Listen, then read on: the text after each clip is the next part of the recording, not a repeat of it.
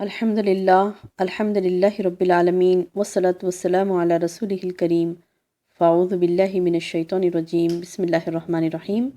سامعین السلام علیکم ورحمۃ اللہ وبرکاتہ۔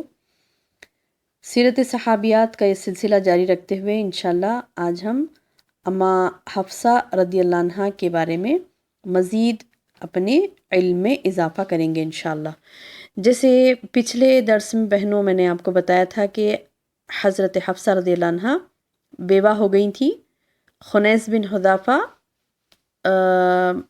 شہید ہو گئے تھے، تو اس کے بعد سیدنا عمر بن خطاب رضی اللہ عنہ نے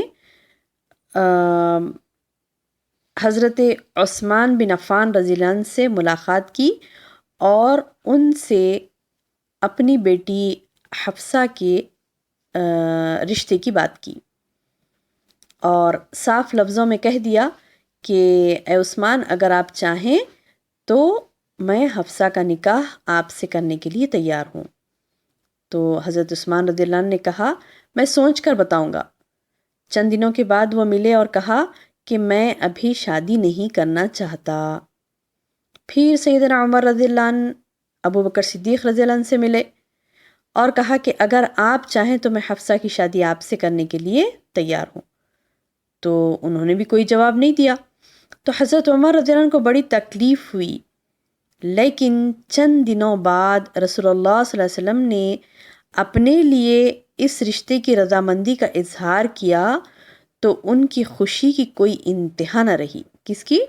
عمر رضی اللہ عنہ کی خوشی کی کوئی انتہا نہ رہی۔ وہ بہت خوش ہوئے کہ اپنی بیٹی کی شادی رسول اللہ صلی اللہ علیہ وسلم سے کرنی ہے۔ تو یہ بات سن کر بہت خوش ہوئے اور فوری انہوں نے اپنی بیٹی حضرت حفصہ رضی اللہ عنہ کا نکاح رسول اللہ صلی اللہ علیہ وسلم کے ساتھ کر دیا۔ تو اب یہ بن گئی حفصہ رضی اللہ عنہ ام المومنین۔ سبحان اللہ۔ تو اس کے بعد بہنوں جب ابو بکر صدیق رضی اللہ عنہ ایک مرتبہ عمر رضی اللہ عنہ سے ملاقات کیے تو کہنے لگے اے عمر، شاید آپ مجھ سے ناراض ہیں کہ اس وقت آپ نے حفصہ کی شادی کی پیشکش کی تھی لیکن میں نے خاموشی اختیار کر لی تھی، کوئی جواب نہ دیا تھا۔ تو عمر رضی اللہ عنہ کہنے لگے کہ ہاں مجھے تو ناراضگی تو ہوئی تھی۔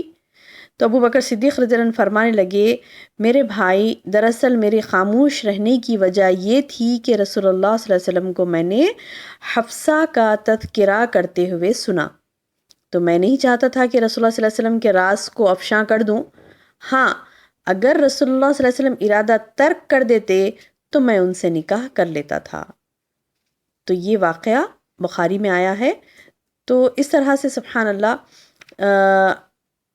ابو بکر صدیق رضی اللہ عنہ کا رشتہ بھی نہیں ہوا، عثمان غنی رضی اللہ عنہ کا رشتہ بھی نہیں ہوا، اور ام المومنین حضرت حفصہ رضی اللہ عنہ کی قسمت میں بہت بڑی کامیابی تھی کہ وہ اللہ کے رسول صلی اللہ علیہ وسلم کی زوجہ بنی الحمدللہ۔ تو رسول اللہ صلی اللہ علیہ وسلم نے سید حفصہ سے 3 ہجری میں شادی کی اور 400 درہم انہیں حق مہر ادا کیا۔ یہ رسول اللہ صلی اللہ علیہ وسلم کی طرف سے سیدہ حفصہ اور ان کے والد گرامی عمر رضی اللہ عنہ کی انتہائی درجے کی عزت افزائی تھی۔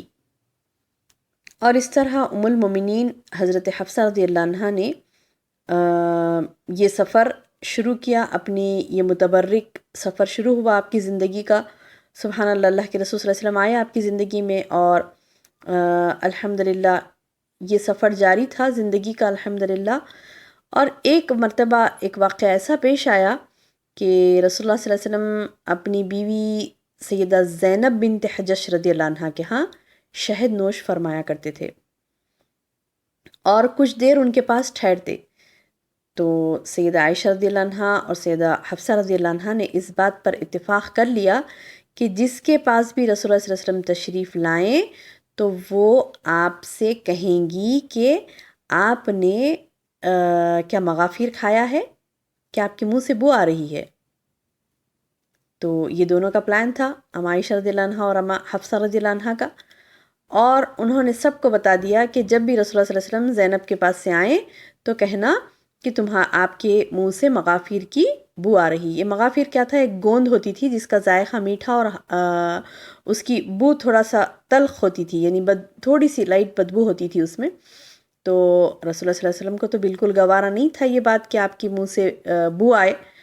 تو جب جیسے ہی یعنی رسول اللہ صلی اللہ علیہ وسلم تشریف لائے تو امہات المومنین نے کہا کہ آپ کے منہ سے مغافیر کی بو آ رہی ہے. تو رسول اللہ صلی اللہ علیہ وسلم نے یہ سن کر فرمایا کہ میں تو زینب بنت حجش کے ہاں شہد پی کر آ رہا ہوں، آئندہ ہرگز بھی نہیں پیوں گا. اور آپ نے سیدہ حفصہ رضی اللہ عنہا سے فرمایا میں نے شہد نہ پینے کی قسم کھائی ہے، آپ کسی کو نہ بتائیں. یہ واقعے کی تفصیلات بھی بخاری میں آئی ہیں. تو لہٰذا جب یہ بات ہوئی سیدہ حفصہ رضی اللہ عنہا سے کہا اللہ کے رسول صلی اللہ علیہ وسلم نے کہ میں اب سے شہد نہیں پیوں گا، تو پھر اللہ تبارک و تعالیٰ نے قرآن پاک میں آیت نازل کر دی کہ اے محمد صلی اللہ علیہ وسلم، اے محمد آپ کیوں اس چیز کو اپنے لیے حرام کر لیتے ہیں جس کو اللہ نے حلال کیا ہے.